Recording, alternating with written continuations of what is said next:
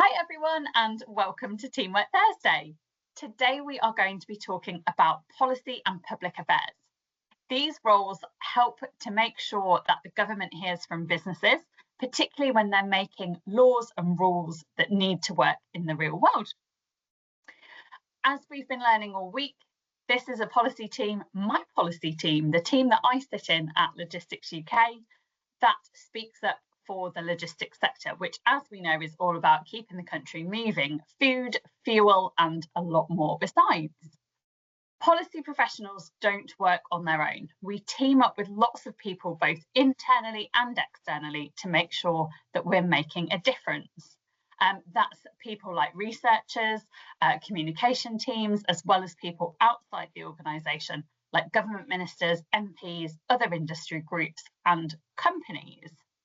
So we are excited to be joined by the fantastic team at Logistics UK, who are going to tell us what their jobs are like, how they got into this line of work, and why teamwork is such a big part of what they do every day. Let's meet them. Callum, can you go first for us, please? Welcome. Thank you. My name's Callum. So I'm the Public Affairs Stakeholder and Engagement Manager here at Logistics UK. So I'm about 5 weeks into the job, so it's all very new, but going well so far. I've got a great team around me to make me feel very welcome and help me settle in and understand more about my job.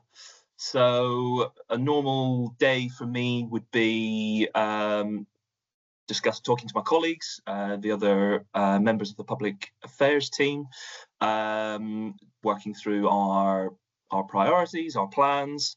So I'm in the process of organising a couple of parliamentary receptions. So one in Westminster for Generation Logistics in June, and another one in the Scottish Parliament in Edinburgh, which will be great because it will be my first bit of travel in this job. So, and I've never been to Holyrood before. I've never been to the Scottish Parliament, so that will be good fun.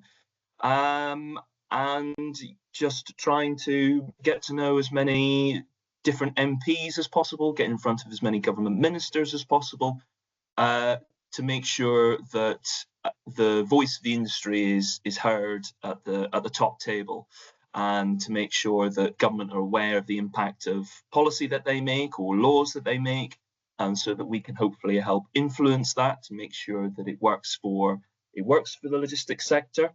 So I really got into logistics by accident. I was a parliamentary researcher for a few years before, and in the general election last year, my boss lost their seat, so I was without a job. So I knew I wanted to do something where I could take the experience that I'd got, the really unique experience, the really great time I'd had there, and apply it to something new, something different. And so public affairs it's government relations, it's relations with Parliament. So I was looking for a job in that space, and this job with Logistics UK was available, and it looked really interesting because what I've learned is that logistics underpins everything else. The economy doesn't move if the logistics sector can't do what it does. So you get the opportunity to work in a lot of different policy spaces. You get to work on a lot of different, with a lot of different departments, MPs with different interests. So you get to have your fingers in a lot of different pies, which is really interesting, having that variety. So yeah, I think getting into logistics, it's luck, really, this job, in that it's where preparation meets opportunity. So yeah, I've had a great time so far, and I look forward to carrying on and doing more of that. Yeah, definitely. And I'm hoping that on this Teamwork Thursday, we've had 3 days already of learning how important the logistics sector is. So I'm hoping that people out there watching are nodding along with you when you've said how important it is. Absolutely. Thank you. Steph, welcome. Thank you. Lovely to be here. Tell us all about how you got into the job that you do now. Sure. So yeah, I'm Stephanie. I'm a senior policy manager I'm also relatively new. I've only been here coming up 2.5, 3 months. But I've been here a lot longer than Callum, but just not quite as long as Ellis or Bethany. And yeah, what does a typical day kind of look like? Well, I'm still kind of working out the role. But what I would say is policy is definitely one of those jobs where no 2 days looks the same. Every day is different. There's a lot of reading of reports, a lot of writing of reports, a lot of trying to understand what other people are doing and saying, so that when you do get one of the meetings that Callum and the public affairs team are so good at getting, then you know what's being said, and you feel quite well informed to go into those conversations and talk about the issues that are impacting logistics companies and how important logistics is to the whole country and the whole world. So yeah, it's been a busy couple of months getting up to speed, so to say. And yeah, how did I get into logistics? So my job here is I'm focused on decarbonisation, and I've been working in sustainability for the last 5 to 6 years, but just in different sectors. So I've come a bit more from a finance background, but actually I started my career post uni at a publishing firm. So I was actually working in academic publishing, and one of the journals I worked on was Sustainable Food Systems, which, as Bethany's already talked about, and you probably know, food and logistics are, best friends. So I've actually been working in ESG risks, which are environmental, social, and governance risks. So looking a bit more from the investor lens after I left publishing. And then here I am wanting a bigger challenge than sustainable finance, a bigger challenge than, how do you make your food systems decarbonized? And so I was like, transport sounds pretty hard, logistics sounds pretty difficult. Let's get stuck in there. But a fun fact about me is that this actually isn't my first job in logistics. My first job in logistics was when I was at uni. I was an ice cream van driver. So I actually do know firsthand the challenges that members that we speak to are facing on the roads. There's a lot of different policy areas that the team work on, including road safety and, wanting safer roads and clearer roads and no more potholes.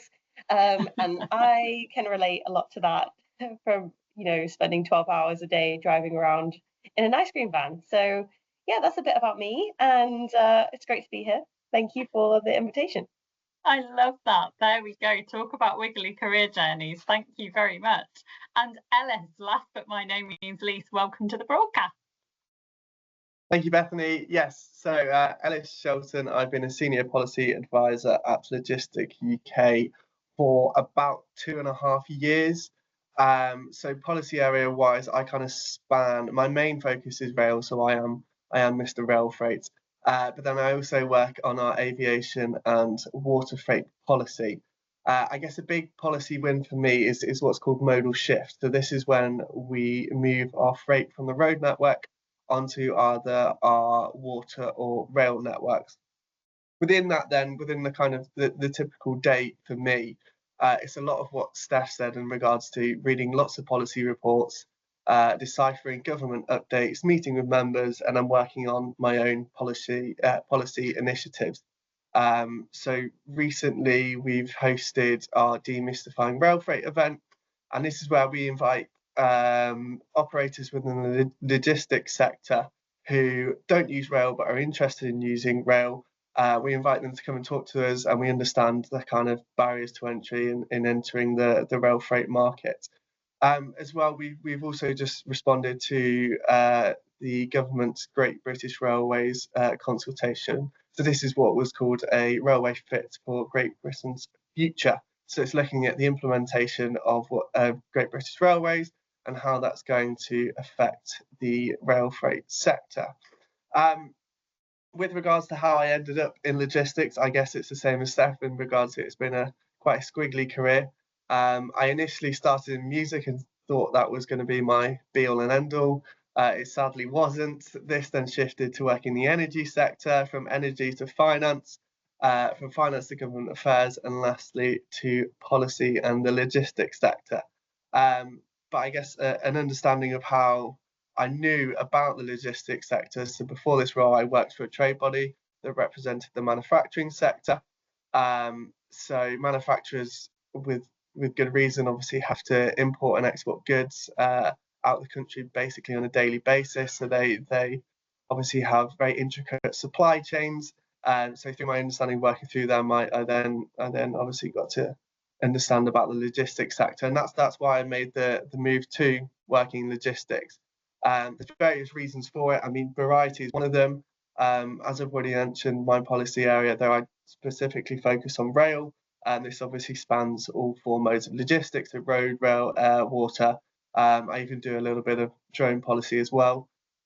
There's also interest in the sector, so you can kind of see firsthand the intricacies of the logistics network and the manner in which the different modes tie together. Obviously, as soon as you see that firsthand, you can't help but want to learn more about it. And then there's also the importance of the sector. As we say, nothing moves in this country without the logistics sector. I guess what I enjoy most about this role, and specifically working in policies, is the problem solving. So we will host many member meetings, and we basically ask our members what the problems are and how we can solve them for them. There's also the sightseeing and the networking as well. So one day I can be schmoozing in the Houses of Parliament, drinking fancy wine, and the next I'm in the pouring rain with members looking at trains, pondering how we can move more freight by rail. But all in all, logistics sector is for me, it's one of the better ones out there.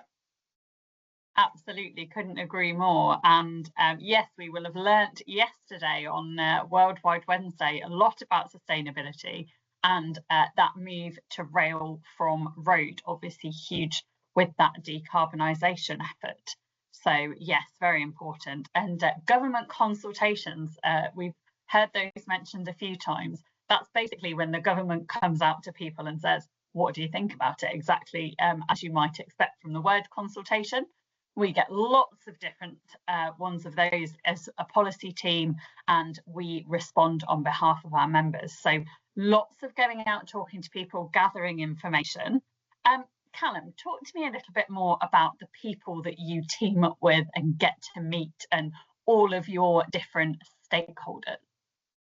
Well, yeah, obviously stakeholder in my job title. So working with people inside the organisation. So Steph was very flattering about the input and importance of the public affairs team, because from my point of view, it's the policy team that do the heavy lifting. You know, I can come to Steph or I can come to Alice and say, what on earth does this mean? And then they can explain it to me, so that then I can explain it to, say, an MP who I might be bumping into, I might be talking to at a reception we're hosting, or I'm looking to organise a meeting, maybe in their capacity as a minister or a shadow minister, to try and get our point across.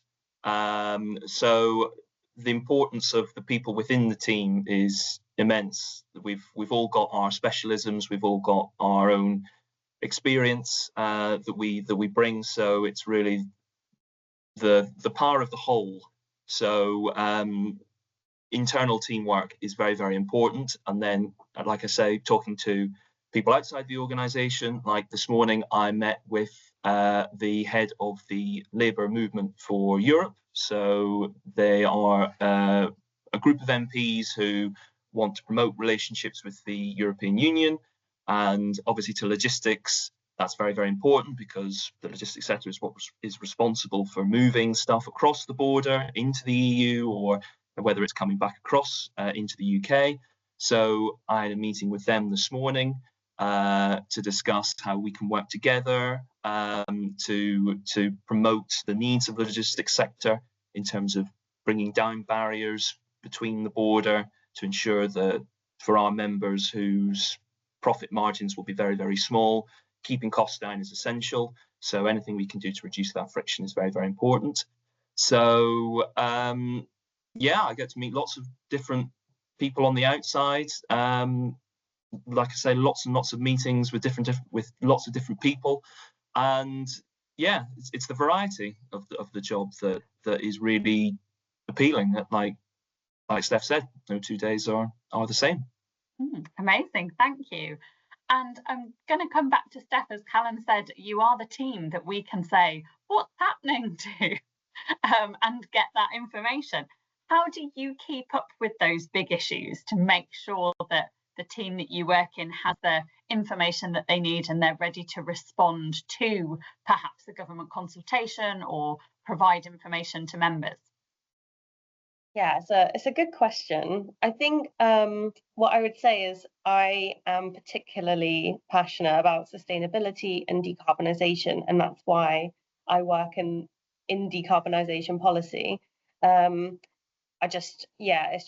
It's part of who I am. So it means that I am very, very interested in trying my best to kind of keep up with what's going on in the space.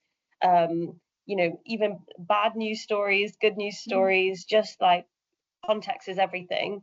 I think with logistics, what I've really learned so far is that, and it's the same with many sectors, but you can't just expect one sector to decarbonize when no other sector is decarbonising. We have to work together. And this is particularly true for the electrification of what are currently like diesel vans and lorries and commercial vehicles. Electrification seems to be the preferred approach at the moment from our members. And also from policymakers, which is going to require a huge amount of future energy demand, which means that then we need to have clean power. So what I'm doing is trying to understand and make those connections between the different sectors and industries and what the challenges are, where the funding isn't or is, and trying to like piece that all together. And when we do find, when we have that moment where it kind of seems to make sense, that's when we would also want to work with the public affairs team and try and get those meetings in the diary, because then we know what our key asks are and what our members want. But yeah, it's finding those asks that's a big part of my job, and I find it very interesting and exciting every day to kind of see what positive news stories there are in the decarbonisation space when it's something that is just so urgent. And yeah, I think especially to like us as the younger generation, like this is our whole future. So the more we can do, the more conversations we can have, the better policy asks we can come up with, the more chance there is that we're going to have a good future ahead of us. Absolutely. And I think your passion for it absolutely comes across. That's definitely something that you need in this job. Steph touched on there about something called a policy ask. That's when we go to government and we make an ask. It might be to continue some funding for something. It might be a change in the rules and regulations, potholes, for example. And then if that happens, we call that a policy win, and we get to log it on a very long spreadsheet and get lots of congratulations from the team. Of course, that's not why we're doing it. That is a nice thing, but we're doing it for the sector, to make the sector better, greener, and less potholey. So all good stuff. Ellis, I want to come back to you and ask about that wiggly career journey, if I may. We heard finance, we heard logistics, we heard music. It takes quite a lot to be able to say, I'm going to change my direction entirely.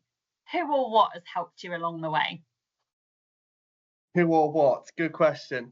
I guess as well, you can also throw that into their 2 degrees, one of which I completely didn't enjoy. Who or what helped me is having good managers on the way, and it's also just gaining an understanding of what you enjoy. For me, I see no benefit in working a job Monday to Friday that I absolutely hate. I would rather do something and turn it to a job where I know I'm making a difference, and I know that I don't have to go home and dread going into work the day after. So I think I'm in my late 20s. I think the key to your 20s is just completely repeat, fail, repeat, and it's just gaining that understanding of what you want to do. Like as I said, jump from sector to sector, but now I've realised that I want to work in policy. And yeah, I may have discovered that later in the 20s, but I have absolutely zero regrets about the path that my career has taken me on. So yes, go out there and do things you don't enjoy. I love that. It is absolutely important to do that, to cancel out the things, get them crossed off your list that you don't want to do. We always get asked, don't we, what do you want to do, when you grow up, when you're a kid, or after university, or after school or college? And sometimes it is equally important knowing what you don't want to do. So I'm going to take that as Ellis's piece of advice to somebody considering a career in policy. Try things that you don't know whether you like them, and qualify them in or qualify them out. Callum, have you got a piece of advice that you would like to give somebody considering a career in public affairs? I think the most important thing is just to have a passion for politics. I think that's the most important and fundamental thing. If you're someone who likes to know what's going on in the news, who likes to read about what's happening, and has an interest in the world around you, and like it's been mentioned, just making a difference, and feeling like you're part of something bigger, then that's the single most important thing in public affairs. I mean, I've always been interested in politics, but I didn't really know what kind of career that could lead me to. So I just studied a degree that I wanted to study politics. So I did politics and philosophy. No idea what kind of career that would lead me to. I was kind of like, I'll cross that bridge when I come to it. And then I discovered through a friend who was a parliamentary researcher that MPs have teams of people who work for them, who respond to their mail, who organise their diaries, who write their speeches, or who draft their questions that they ask in Parliament. And I thought, oh wow, that sounds really interesting. It hadn't occurred to me that obviously MPs have got teams of people who work for them. So I kind of fell into that, really enjoyed it. But like I say, it came to an end. I was probably ready for a new opportunity. And so public affairs is a very natural next step to that. And in a way, I wish that I'd known about it sooner. Like when I was at university and I was looking for what my career was going to be, I would have really liked someone to be able to say, oh, well, have you thought about public affairs? Because I had no idea until I'd started working that there was such a sector as public affairs. So after I graduated, I was looking for about 18 months for something I wanted to do. I was just sort of working part-time, but really wasn't sure what I wanted to do. And so I wish that someone had said public affairs is an option. If you're interested in politics, if you're interested in policy, if you want to influence events, if you want to influence politicians, then public affairs could well be the career for you. So I think, just knowing that it's out there, that it's an option. And that's why we're here today, of course. And keeping abreast of your subject is hugely important. So I think, good advice there for people considering that as a career. You've got to keep on top of all that reading, as Steph said earlier, but having that passion for it really helps. Thank you. Last word of the day goes to Steph. Some advice for somebody considering a career in policy. What would you say to them? I would say that when I was at school, I did not consider a career in policy. I thought I might be a taxi driver, maybe a pub owner. I thought journalist as well. And I think it kind of links to what Callum was saying, is that I think there's a lot of jobs that exist in the world that you just don't really know about, a bit more behind the scenes. And I'd say policy does feel a bit behind the scenes, even though very often we're very front facing. We might be speaking on a panel, we might be going to a public meeting or a drinks reception at Westminster. I think my piece of advice is, if you don't think that a career in policy is right for you right now, that's totally fine, but it's never really too late to try something different.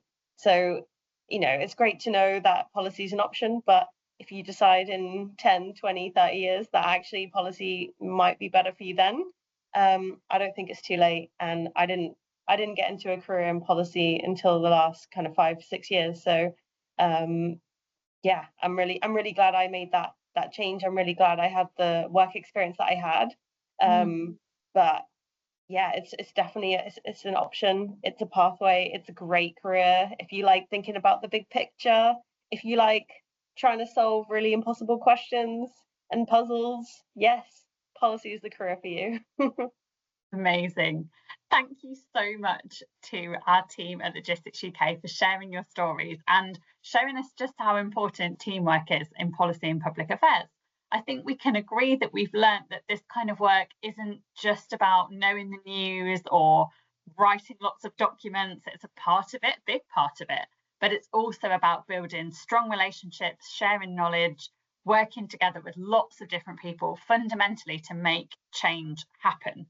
So, as Steph quite rightly said, if you're someone that likes working in a team, solving real world problems and being part of those important conversations that both Callum and Alice have mentioned, then a future in logistics policy could be right up your street. Thank you all very much for listening, and we will see you again tomorrow. Take care.